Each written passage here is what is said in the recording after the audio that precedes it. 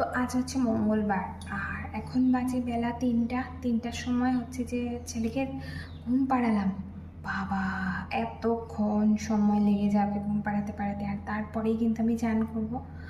তাই আমি ওকে ঘুম পাড়ানো শেষ করি, এখন চান করতে যাব। তার আগে ভাবলাম একটা কিছু খেয়ে নিই। তো চলো, একটু চানা ভিজিয়ে রেখেছিলাম ফ্রিজে, এই চানাগুলো একটু খেয়ে নিই। আর ভাত খেয়েছি সকালবেলা অল্প একটুখানি করে করে। এই সময় নাকি ভাত খেতে হয়, মানে অন্য কিছু খেলে পরে তোমার গ্যাসের সমস্যা হয়ে যায়। আর হচ্ছে যে যা কিছুই খাই না কেন, ভাতটা যদি ঠিকভাবে খাই তাহলে শরীরটা সুস্থ থাকবে।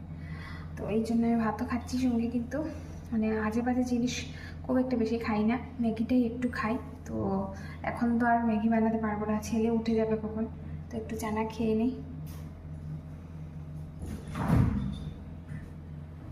তো এখানটা আমি ভিজিয়ে রেখেছিলাম অনেকগুলো, এগুলো এখন খাবো।